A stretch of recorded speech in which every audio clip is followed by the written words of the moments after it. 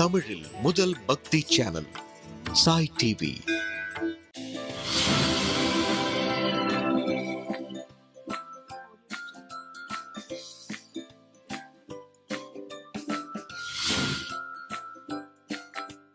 Dear குட்டீஸ், welcome to Sai டிவியின் சுட்டீஸ் நேரம். குட்டீஸ் எல்லாரும் கதை கேட்கறதுக்கு ரெடி ஆயிட்டீங்களா? சுட்டீஸ் நேரத்தில் பக்தி கதைகளில் ராமாயணம், வால்மீகி எழுதிய ராமாயணம் தான் நான் கதையாக சொல்லிட்டு இருக்கேன். நீங்கள் எல்லாம் கரெக்டாக கேட்டு நான் கேட்குற கேள்விக்கும் பதில் கொடுத்து எங்கிட்டையும் பேசிட்டு இருக்கீங்க. எனக்கு ரொம்ப ரொம்ப சந்தோஷமாக இருக்குது குட்டீஸ். நீங்கள் எதையுமே மறக்கக்கூடாது, எந்த வீக்கும் நீங்கள் மிஸ் பண்ணக்கூடாது. அதுதான் எனக்கு வேணும். கரெக்டாக கேட்டுட்டு உங்களுக்கு எப்படி புரியுது, இன்னும் என்ன வேணும் அப்படிங்கிறதையும் என்கிட்ட நீங்கள் சொல்லலாம். சரியா? சரி, நம்ம கதைக்குள்ளே போகிறதுக்கு முன்னாடி இன்னைக்கு பர்த்டே கொண்டாடுற குட்டீஸ்க்கு எல்லாருக்கும் விஷயம் சொல்லிடலாமா? Happy birthday to you all. நிறைய குட்டீஸ் இன்னைக்கு பர்த்டே கொண்டாடுவீங்க. உங்கள் எல்லாருக்கும் நம்முடைய சாய் டிவி சுட்டீஸ் சார்பாக நான் விஷயத்தை சொல்லிட்டேன். ஜாலியாக என்ஜாய் பண்ணுங்கள், சேஃபாக இருங்க. புதுசாக யார் வந்தாலும் அவங்க கிட்ட போகாதீங்க, விளையாடாதீங்க.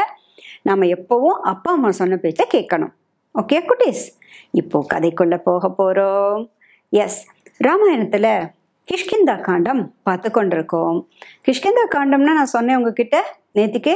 கிஷ்கிந்தா அப்படின்னாலே த கிங்டம் ஆஃப் மங்கீஸ் அப்படின்னு சொன்னேன். மங்கீஸ் எல்லாம் நிறைய இருப்பாங்க. அவர்களுக்கு பேர் வானரர்கள் அப்படின்னு பேர். இந்த வானரர்கள் அப்படின்றவங்கலாம் நீங்கள் ஒரங்கொட்டான்லாம் பார்த்துருக்கீங்க இல்லையா? பெரிய ஹியூமன் மாதிரியே இருக்கிற பெரிய பெரிய மங்கீஸ் நீங்கள் பார்த்துருப்பீங்க இல்லையா? கொரில்லாஸ்லாம் பார்த்துருப்பீங்கல்ல? அந்த மாதிரி ஹைட்டாக இருப்பாங்க. இன்னும் கொஞ்சம் ஹியூமன் மாதிரியே இருப்பாங்க. நிறைய பேசுவாங்க. அவங்களுக்கு நிறைய, இப்போ நம்மலாம் வந்து மரத்துலலாம் ஏறுறதெல்லாம் அவ்வளோ ஈஸி இல்லைல்ல. மரத்தில் ஏறுறது, போய் மலையில் ஜம்ப் பண்ணுறது, இதெல்லாம் நம்ம பண்ண மாட்டோம். அதெல்லாம் மங்கி ஜாப் அப்படின்னு அம்மா சொல்லுவாங்கல்ல. அந்த மங்கி ஜாபெல்லாம் அவங்க ரொம்ப நல்லா பண்ணுவாங்க. சரியா? இவங்களுக்கு தான் வானரர்கள்னு பேர். இவங்க தான் மங்கீஸ்ன்னு நான் சொன்னேன். இவங்கெல்லாம் இருக்கிற இடம் தான் கிஷ்கிந்தா. இந்த கிஷ்கிந்தாவுக்கு தான் சுக்ரீவனுடைய நட்பை நாடி, அதாவது சுக்ரீவனோட ஃப்ரெண்ட்ஷிப்பை தேடி ஸ்ரீராமர் லக்ஷ்மணர் இருவரும் வருகிறார்கள். அவங்களோட ஹெல்ப்போட தான் இப்போ சீதையை தேட போகிறாங்க. இப்போ வாலியை கொன்னாச்சு, சுக்ரீவனுக்கு ஒரு ஹெல்ப் பண்ணியாச்சு. இப்போ ராமர் லக்ஷ்மணர் பிரசர்வன மலை அப்படின்னு ஒரு பக்கத்தில் இருக்கக்கூடிய ஒரு மலையில் இருக்கக்கூடிய குகையில் தான் 3 மாதம் தங்கியிருக்காங்க. மழைக்காலம் முடிந்ததும் தேடலாம் அப்படின்னு முடிவு பண்ணுறாங்க. 3 மாதம் முடிஞ்சிச்சு, 4வது மாதம் ஆரம்பிச்சிருச்சு. அப்போ சரத்காலம் அப்படின்னு அந்த காலத்தை, அந்த சீசன் ரெய்னி சீசன் முடிஞ்சோடனே வின்டர் சீசன் ஆரம்பிக்கும். ஞாபகம் இருக்கா?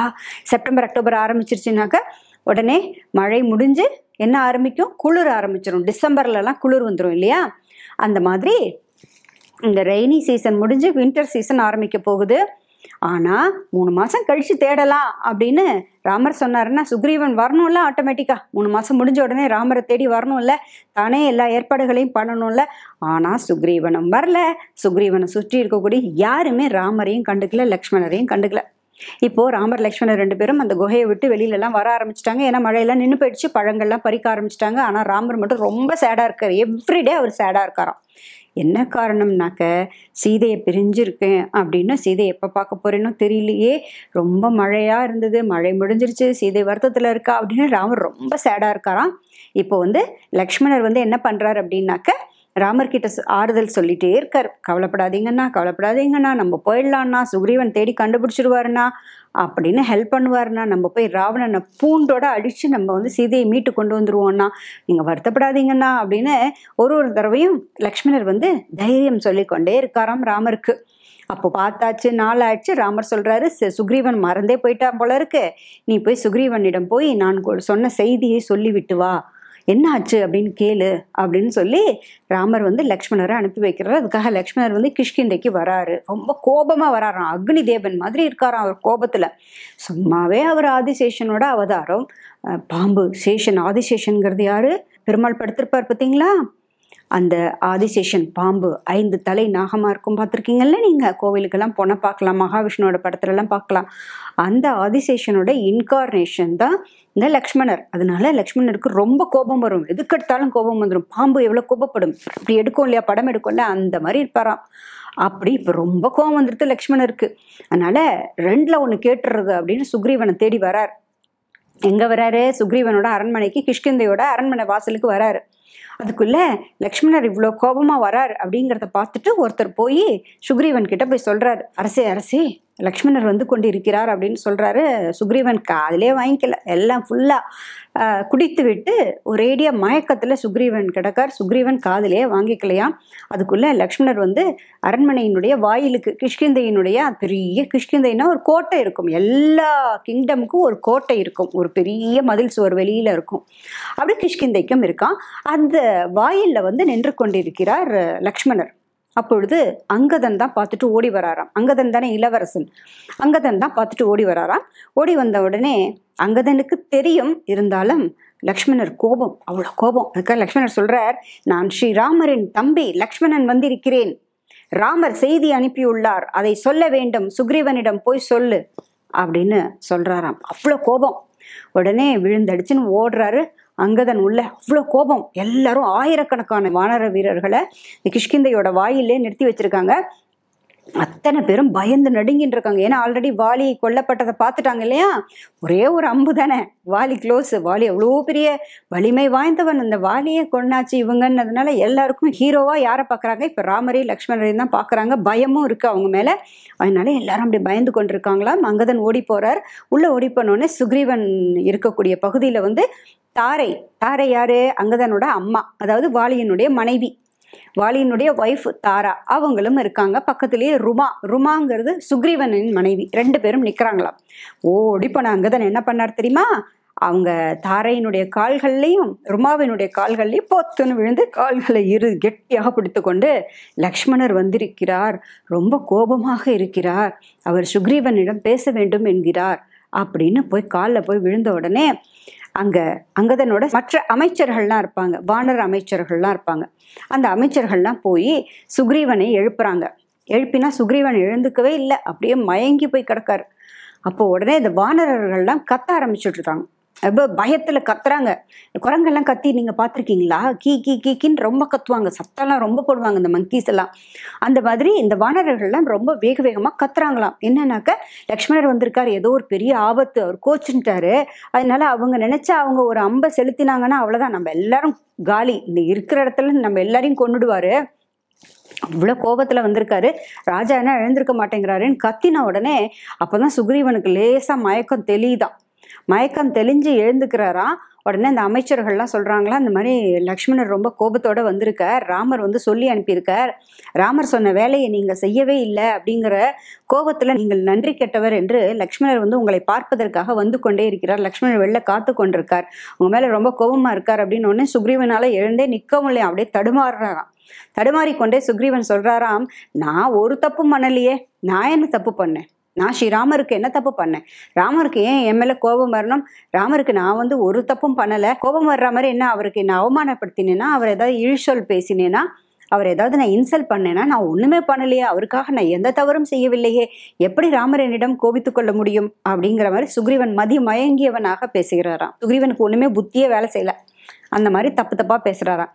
அப்போ உடனே ஆஞ்சநேயர் இருக்கார் இல்லையா, ஆஞ்சநேயர் சொல்கிறாராம், இல்லை சுக்ரீவா, ராமர் வந்து எப்போவுமே சொல்ல மாட்டார், அவரை நீ தான் புரிஞ்சுக்கணும், நீ வந்து உனக்காக வாலியை கொன்று உன்னுடைய காரியத்தை ஸ்ரீராமர் நிறைவேற்றி கொடுத்தார், நல்ல நண்பனாக இருக்கக்கூடியவன் வந்து என்றைக்குமே நன்றி கெட்டவனாக இருக்கக்கூடாது, நீ வந்து மறந்து விட்டாய், உனக்கு காலங்கள் போனதே தெரியவில்லை, மழைக்காலம் முடிந்ததும் சீதையை தேடுவதற்கான ஏற்பாடுகளை செய்யலாம்னு ராமர் சொன்னார் இல்லையா, மழைக்காலம் முடிந்து சரத்காலமும் ஆரம்பித்து விட்டது, அதாவது 3 மாதம் முடிஞ்சு 4வது மாதமும் ஆரம்பிச்சிடுச்சு, நீ இன்னும் தேடுவதற்கான ஏற்பாடுகளே எதுவுமே செய்யவில்லை, நீ எதுவுமே தேடுறதுக்கான வழியே நீ பார்க்கலையே, அப்போ கோபப்படாமல் என்ன பண்ணுவார், நீ சென்று நல்ல வார்த்தைகளை பேசு, சமாதானப்படுத்து, இது ரொம்ப தவறான ஒரு விஷயம் அப்படின்னு சொல்கிறார். நீ இப்படி இருக்கக்கூடாது, நீ எல்லாவற்றையும் மறந்து விட்டாயே, அது மிகப்பெரிய தவறு சுக்ரீவா, அதனால ராமர் என்றைக்குமே சொல்ல மாட்டார், வாயை திறந்து கேட்கவே மாட்டார், நீயா தான் செய்யணும், அதுதான் நல்ல நண்பனுக்கு அழகு அப்படின்னு சொல்லிட்டு, நீ வந்து அங்கதனுடன் சேர்ந்து ஸ்ரீராமரை சென்று பாரு, அப்படி சந்தித்து அவரை விழுந்து வணங்கி சீதையை தேடுவதற்கான ஏற்பாடுகளை செய் அப்படின்னு ஹனுமார் வந்து சொல்லி கொடுக்குறார், அறிவுரை கொடுக்குறார். எப்போவுமே நல்லா அட்வைஸ் கொடுக்குறவங்க அட்வைஸ் கொடுக்கும்போது அதை நம்ம உடனே ஏற்றுக்கணும் இல்லையா, ஏற்றுக்கலன்னா நிறைய பிரச்சனைகள் வரும் இல்லையா. இப்பொழுது சுக்ரீவனுக்கு பயமாக போயிடுது, என்ன பண்ணுறது அப்படின்னு தெரியல. அதுக்குள்ள அங்கதன் போய் லக்ஷ்மணரிடம் கூப்பிட போயிட்டான்.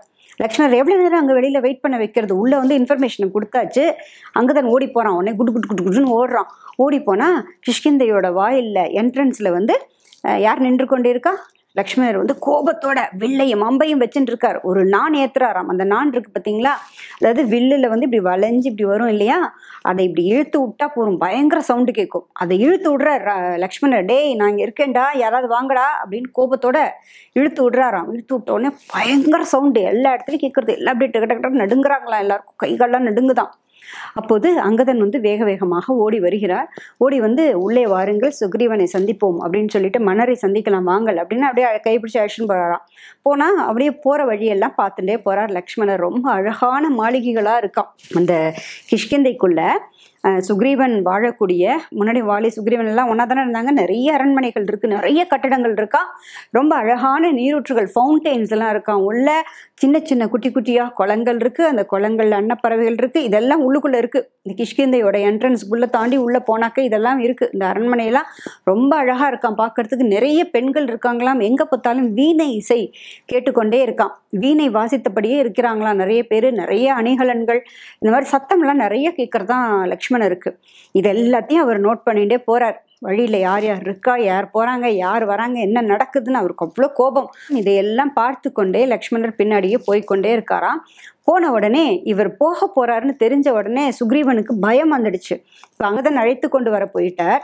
ஆஞ்சநேயர் அட்வைஸ் பண்ணிட்டாரு. இப்போ சுக்ரீவனுக்கு பயம் அதிகமாக வந்து விட்டது. இப்போ என்ன பண்றான்னாக்க, தாரை இருக்காங்க இல்லையா, அவங்க வந்து சுஷேனரோட மகளாகிய தாரை.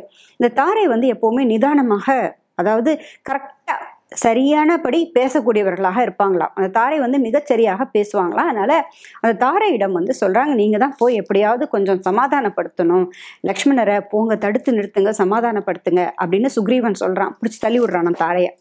உடனே அந்த தாரை வந்து முன்னாடி வராங்க வேக வேகமா. அங்கதான் அழைத்து கொண்டு, லக்ஷ்மணரை அழைத்து கொண்டு அரண்மனைக்குள்ள வரும்பொழுது சுக்ரீவனை பார்ப்பதற்கு முன்பாகவே இந்த தாரை வந்து போய் வழியிலே போய் மீட் பண்றாங்க லக்ஷ்மணரை. மீட் பண்ணி என்ன விஷயம், என்ன கோபம், ஏன் இத்தனை கோபமாக வருகிறீர்கள், என்ன நேர்ந்தது, தங்களுக்கு என்ன ஆயிற்று அப்படின்னு தாரை போய் லக்ஷ்மணரை வழி மறிக்கிறாங்க, வழி மறிச்சு பேசுறாங்க. அப்போது லக்ஷ்மணர் சொல்றாராம், நான் வந்து ஸ்ரீராமரது காரியமாக வந்திருக்கிறேன். எங்கே சுக்ரீவன்? என்ன எல்லாத்தையும் மறந்து விட்டாரா? சுக்ரீவன் சொன்ன சொற்களை மறந்து விட்டாரா?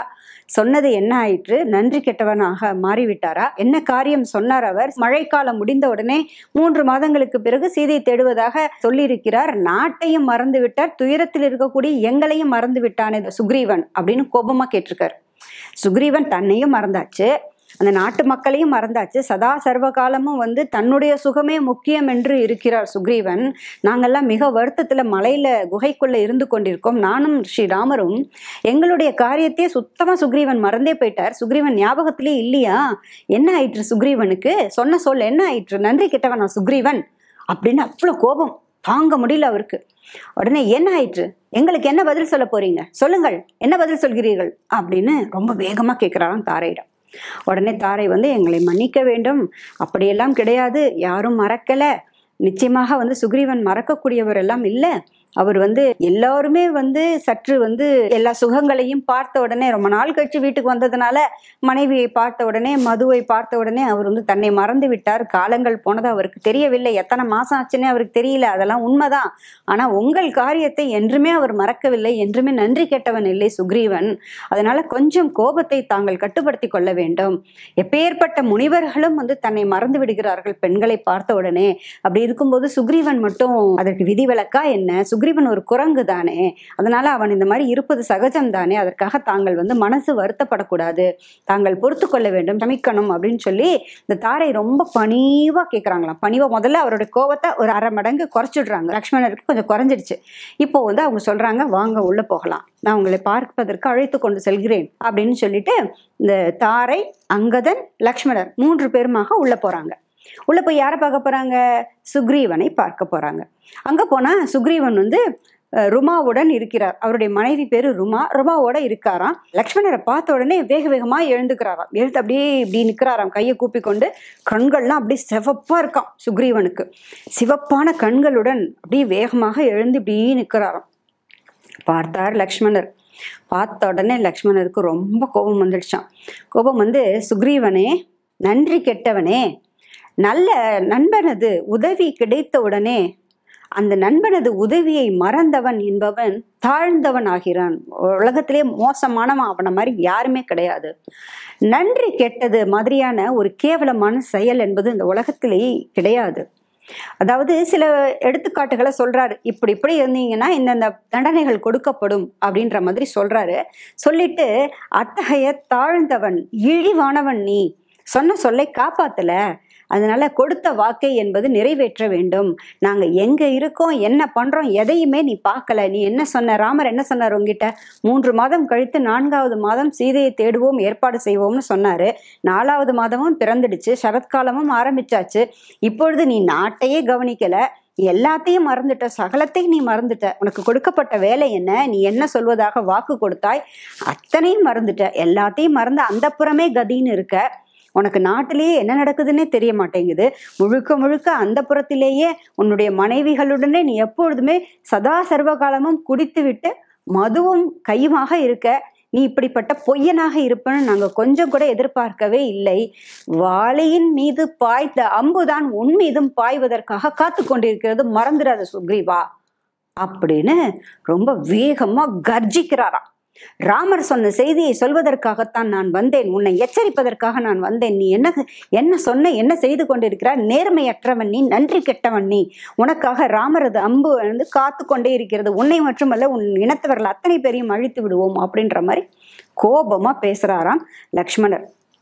இப்பொழுது தாரை தான் அப்பவும் முன்னாடி வராங்க. மன்னிக்க வேண்டும், தங்களது கோபம் வந்து குறையணும், இவ்வளவு கோபம் கூடாது அப்படின்னு சொல்லிட்டு, நிச்சயமாக சுக்ரீவன் வந்து இழிவானவர் இல்லை, நன்றி கெட்டவர் இல்லை, தாங்கள் அப்படி நினைக்க கூடாது, அப்படி மோசமானவர் சுக்ரீவன் கிடையாது, சுக்ரீவன் மிகவும் நல்லவர், ஆனாலும் அவரும் குரங்கு தானே, அதனால அவரும் வந்து மற்றவர்களைப் போல எல்லாவற்றையும் மறந்து விட்டு இந்த அந்த புறமே கதின்னு இருந்துட்டார். அது தப்பு தான், அது சுக்ரீவன் செய்தது தவறுதான், இல்லை என்று சொல்லல.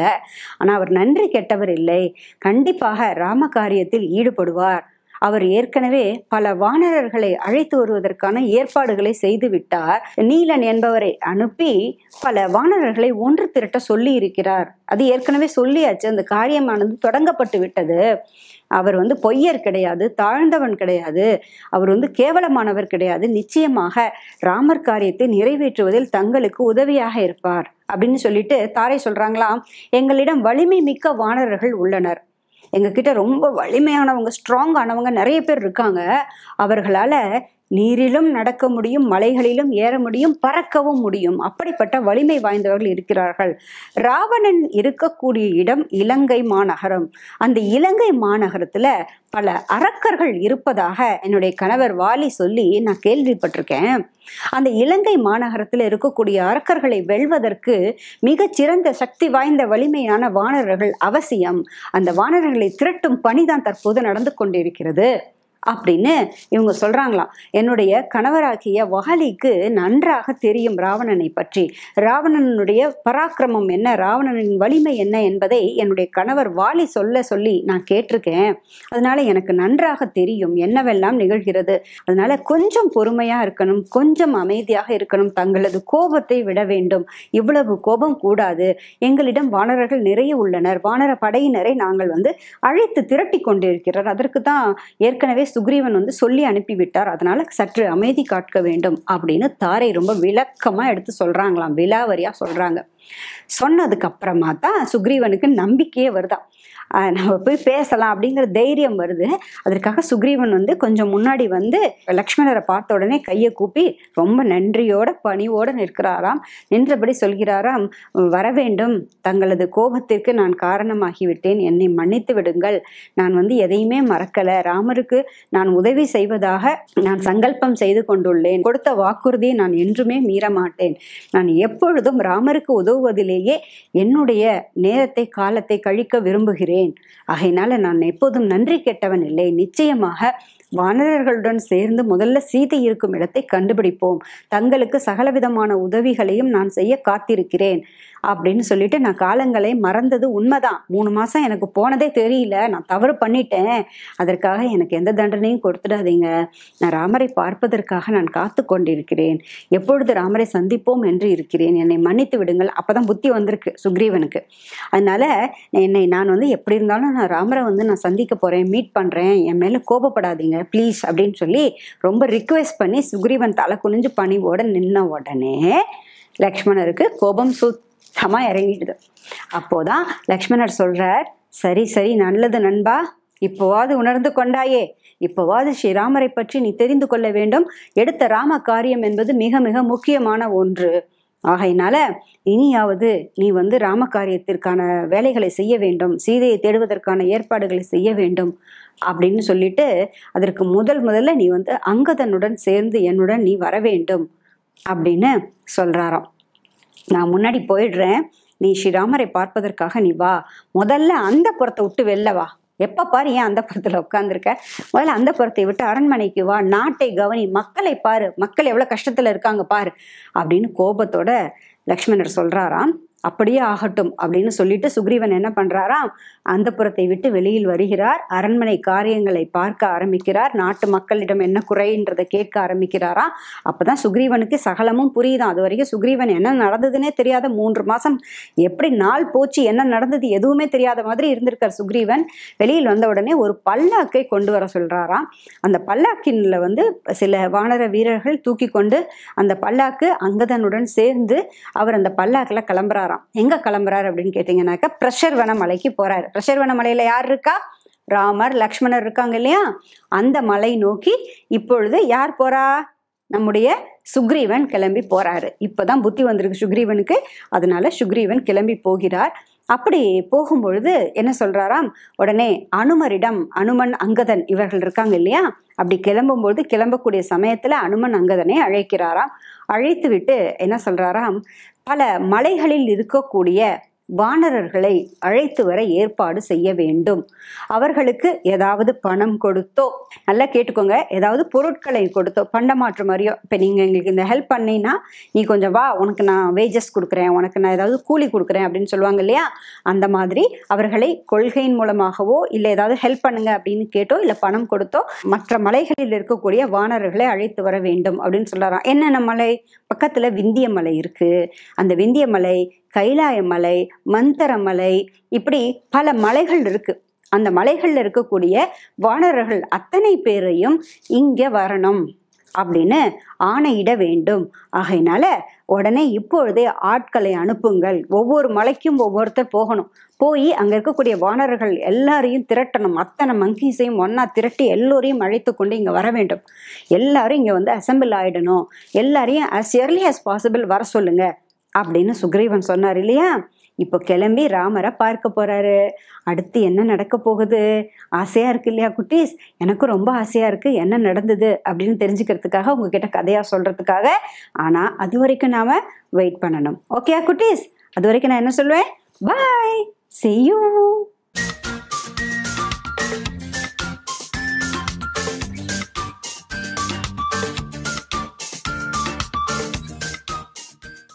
Hi, welcome to Sai TV Chuttis Neram Star. சரி, உங்க பேர் என்ன? எங்கிருந்து பேசுறீங்க? என்ன படிக்கிறீங்க? உங்களை பத்தி சொல்லுங்களேன். ஆண்டி, என் பேரு தியா. நான் சென்னையில இருந்து வரேன். நான் 5th ஸ்டாண்டர்ட் படிக்கிறேன். வாவ், சென்னையில இருந்து பேசுறீங்க என் கூட. 5th ஸ்டாண்டர்ட் படிக்கிறீங்க. எந்த school? Hindu senior secondary school aunty. Wow, so nice of you. So நீங்க சாய் டிவி ரெகுலரா பாக்குறீங்கன்னு கேள்விப்பட்டேன். ஆமா ஆண்டி. அண்ட் நீங்க சுட்டீஸ் நேரம் மிஸ் பண்ணவே மாட்டீங்கன்னு கேள்விப்பட்டேன். ஆமா ஆண்டி. சரி, ராமாயணம் முதல்ல இருந்து பாக்குறீங்களா இல்ல இப்பதான் பார்க்க ஆரம்பிச்சீங்களா? இல்ல ஆண்டி, சபரியில பார்க்க ஆரம்பிச்சேன். சபரியோட பாட்டு அதுல இருந்தா பாக்க ஆரம்பிச்சீங்களா? ஏன் திடீர்னு ஏதாவது சேனல் திருப்பும் போது பாத்துட்டீங்களா? இப்படி இல்ல ஆண்டி, மறந்து போயிட்டேன் அதுக்கு முன்னாடி. அப்படியா? அப்ப தெரியல உங்களுக்கு. இல்ல, அதுக்கப்புறம் தான் தெரிஞ்சது. கரெக்டா? ஆமா. சரி சரி. அதுக்கப்புறம் உங்களுக்கு ரொம்ப பிடிச்சதா ராமாயணம் கேட்க கேட்க? பிடிச்சிருந்தது ஆண்டி.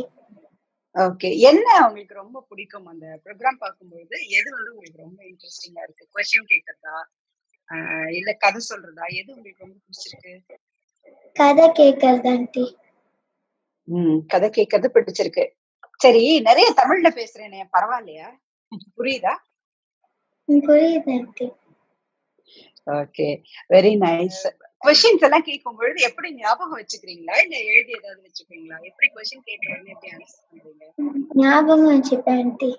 ராமாயணத்துல உங்களுக்கு ரொம்ப பிடிச்ச கேரக்டர் என்ன? சீதா ஆண்டி. சீதா தேவி. எதனால சீதாவை ரொம்ப பிடிக்கும்? அவங்க ஃபீமேல், அதெல்லாம் ஓகே. அதை தவிர மெச்சூர்டா இருப்பாங்க, ராமர் சொல்றது கேட்பாங்க. வாவ் சார், ரொம்ப அழகா சொல்றீங்களே. மெச்சூர்டா இருப்பாங்க, ராமர் சொல்றதை கேக்குறாங்க இல்லையா? அதை விட சீதையோட முக்கியமான ஒரு விஷயம் என்னன்னாக்க, அவங்கள்ட்ட இருந்து நம்ம கத்துக்க வேண்டியது, தெரிஞ்சுக்க வேண்டியது, அவங்க ரொம்ப பொறுமை, ரொம்ப கருணை, ரொம்ப இரக்கம். நீங்க சொன்ன மாதிரிதான், ராமரை விட்டு பிரிஞ்சு ஒரு நிமிஷம் கூட இருக்க மாட்டாங்க. அவங்க வந்து தன்னை பத்தி எல்லார்கிட்டையும் இன்ட்ரடியூஸ் பண்ணிக்கும் போது எப்படி சொல்லுவாங்க அப்படின்னாக்க, நான் யாருடைய டாட்டர் இல்லா, மருமகள் அப்படின்னு சொல்லிட்டு, அதுக்கப்புறம் தான் ஜனகரது மகள் அப்படின்னு சொல்லுவாங்க. இது வந்து ஒரு ஸ்பெஷல் குவாலிட்டி. நம்ம வந்து சீதை கிட்ட இருந்து கத்துக்க வேண்டும். ஒரு பெண் வந்து தன்னை பத்தி எப்படி வந்து வெளியில சொல்லணும், தன்னை பத்தி எப்படி அறிமுகப்படுத்திக்கணும் அப்படிங்கிற ஒரு விஷயத்த சீதை கிட்ட இருந்து நாம தெரிஞ்சுக்கலாம். Okay aunty. Okay, very good. சரி, இப்போ உங்களுக்கு வந்து இந்த ராமாயணத்தை பத்தி நீங்க பாக்குறீங்க, சபரி மோட்சம் வந்ததுல இருந்து நீங்க பாக்க ஆரம்பிச்சுன்னு சொன்னீங்க. தொடர்ந்து மிஸ் பண்ணாம பாக்குற ஐடியால இருக்கீங்களா? ஆமா ஆண்டி. சரி, okay.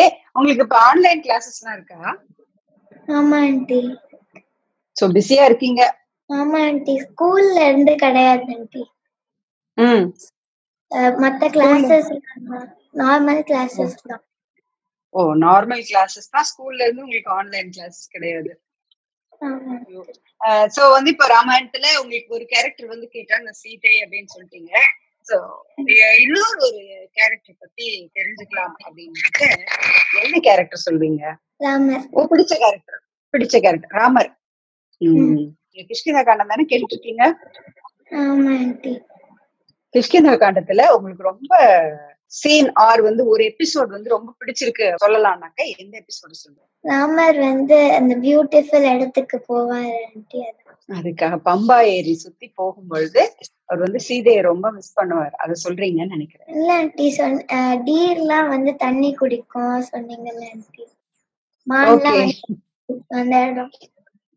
Okay okay okay, fine. So வந்து அதுக்கு அடுத்து வந்து இப்ப பிரசர்வன மலையில இருக்காரு ராமர். வந்து ராமர் லக்ஷ்மணர் 2 பேருமே பிரசர்வன மலையில இருக்காங்க. நம்ம இப்ப அதை பத்தி தான் நெக்ஸ்ட் வரப்போற எபிசோட்ஸ்ல பார்க்க போறோம். அதுக்கப்புறம் சுந்தரகாண்டம் வரப்போகுது. Okay, fine. இந்த ராமாயணம் எப்படி இன்னும் கொஞ்ச நாள்ல முடிஞ்சிடும் இல்லையா? அதுக்கப்புறம் நான் என்ன கதை சொன்னா உங்களுக்கு ரொம்ப பிடிக்கும்? மகாபாரதம் உங்களுக்கு ஆசையா இருக்கா? சரி, ஓகே, ஃபைன். புக்ல படிக்கிறதுக்கும் இந்த கதையா கேட்கறதுக்கும் என்னமா டிஃபரன்ஸ் பாக்குறீங்க? புக்ல படிச்ச ஆண்டி ஃபுல்லா தெரியல, ஆனா கதையில கேட்கும்போது ஃபுல்லா புரியுது. ஓ, ஃபுல்லா புரியுதா? Very good, very good. So nice of you. உங்க ஹாபிஸ்ல என்ன? டிராயிங், ஸ்டோரிஸ் ரீட் பண்ணுவேன். அப்புறமா வந்து ஏதாவது கிராஃப்ட் பண்ணுவேன் ஆண்டி. Very good. சோ உங்களுக்கு கிராஃப்ட் ஒர்க்கிங் ரொம்ப பிடிச்சது அண்ட் டிராயிங் ரொம்ப பிடிச்சது, கரெக்டா? Aunty. So nice of you. உங்களுக்கு ஏதாவது ராமர் ஸ்லோகம், பஜன் ஏதாவது தெரியுமா? பாடுவீங்களா? பாடுவேன். ஓகே, பாடுங்க. சீதாராம் नाम भजो, सीताराम नाम भजो, मधुर मधुर साई नाम भजो, मधुर मधुर साई नाम भजो, राधे श्याम नाम भजो राधे श्याम नाम भजो मधुर मधुर साई नाम भजो मधुर मधुर साई नाम भजो सीताराम नाम भजो. சோ நைஸ் தியா, ரொம்ப அழகா நீங்க பாடினீங்க. உங்களுக்காக மகாபாரதம் அடுத்து சொல்ல சொல்லியிருக்கீங்க. கண்டிப்பா பாப்போம், சொல்லுவோம். நீங்க உங்க ஃப்ரெண்ட்ஸ் கூட எல்லாமும் இந்த எக்ஸ்பீரியன்ஸ ஷேர் பண்ணிக்கோங்க. யாராவது பார்க்காம இருந்தாங்கன்னா அவங்கள ராமாயணம் பார்க்க சொல்லுங்க. தொடர்ந்து நான் கேக்குற கேள்விக்கு பதில் கொடுத்துட்டே இருங்க. Okay okay. அப்ப நம்ம இன்னொரு தடவை இதே மாதிரி நம்ம மீட் பண்ணலாம். Okay aunty. ஏன்னா because we are meeting the winners here. நம்ம வின்னர்ஸ் கூட எல்லாம் தான் பேசிட்டு இருக்கோம் இல்லையா? சோ திருப்பி நீங்க எழுதி ஆன்சர் கொடுத்துட்டே இருந்தீங்கன்னாக்க அடுத்து திருப்பி நம்ம வருவோம், திருப்பி இதே மாதிரி பேசுவோம். அப்ப இன்னும் நிறைய டிஸ்கஸ் பண்ணலாம். பிகாஸ் இப்பதான் நீங்க ஒரு ஃபியூ எபிசோட்ஸா தான் பார்க்க ஆரம்பிச்சிருக்கீங்க. பாலகாண்டம், அயோத்தியா காண்டம், ஆரண்ய காண்டம் இதெல்லாம் நிறைய நடந்தது. அது எல்லாமே யூடியூப்ல வீடியோஸா இருக்கு. நீங்க போய் பாத்தீங்கன்னாக்க you'll get an idea. நிறைய பேசலாம். அப்பா அம்மாக்கும் நாங்க தேங்க் பண்ணோம்னு சொல்லுங்க. ரொம்ப சூப்பரா உங்களுக்கு பிரசன்ட் பண்ண உட்கார வச்சிருக்காங்க. அதுக்காக நைஸ் டாக்கிங் டு யூ கண்ணா. Bye bye aunty. Thank you. Bye. Thank you. Sai TV நிகழ்ச்சிகள் உங்களுக்கு பிடிச்சிருக்கா? லைக் பண்ணுங்க, ஷேர் பண்ணுங்க, கமெண்ட் பண்ணுங்க, சப்ஸ்கிரைப் பண்ணுங்க. பக்கத்துல இருக்கிற பெல் சிம்பலை பிரஸ் பண்ணுங்க.